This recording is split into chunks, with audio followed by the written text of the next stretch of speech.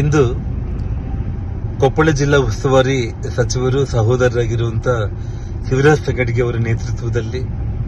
ಅವರ ಮನೆಯಲ್ಲಿ ಇಡೀ ಕೊಪ್ಪಳ ಜಿಲ್ಲೆಯ ಎಲ್ಲ ಜನಪ್ರತಿನಿಧಿಗಳು, ಸಂಸದರು, ಮಾಜಿ ಸಂಸದರು, ಶಾಸಕರುಗಳು ಪಕ್ಷಾತೀತವಾಗಿ ಇವತ್ತು ನಾವೆಲ್ಲರೂ ಕೂಡ ಸೇರಿ ಕೊಪ್ಪಳ ನಗರದಲ್ಲಿ ಏನು ಕೆಲ ದಿನಗಳ ಹಿಂದೆ ನಡೆದಾಡುವ ದೇವರಾಗಿರುವಂತಹ ನಮ್ಮ ಕೊಪ್ಪಳ ಗವಿಮಠದ ಅಭಿನವ ಗವಿಶ್ರೀಗಳವರ ನೇತೃತ್ವದಲ್ಲಿ ಹೋರಾಟವನ್ನು ಮಾಡಿದ್ದೀವಿ. ಅದರ ಫಲವಾಗಿ ಅದನ್ನು ಮುಂದುವರೆದ ಭಾಗವಾಗಿ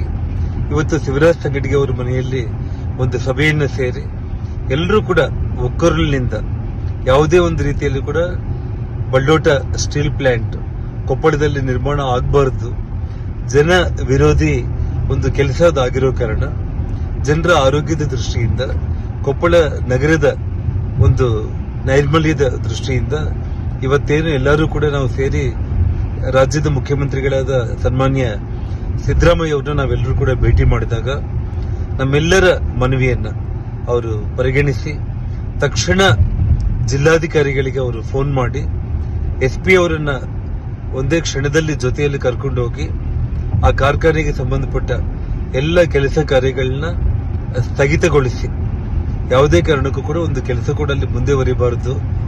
ಇದು ಜನವಿರೋಧಿ ಕಾರ್ಖಾನೆ ಆಗಿದೆ ಅನ್ನುವಂತ ಒಂದು ಮಾತನ್ನು ಹೇಳಿ ಅವರು ನಮ್ಮ ಜಿಲ್ಲಾಧಿಕಾರಿಗಳಿಗೆ ಏನು ಆದೇಶವನ್ನು ಕೊಟ್ಟಿದ್ದಾರೆ. ಇಡೀ ಕೊಪ್ಪಳ ಜಿಲ್ಲೆಯ ಮಹಾಜನತೆಯ ಪರವಾಗಿ, ಕೊಪ್ಪಳ ನಗರದ ಎಲ್ಲ ಮಹಾಜನತೆಯ ಪರವಾಗಿ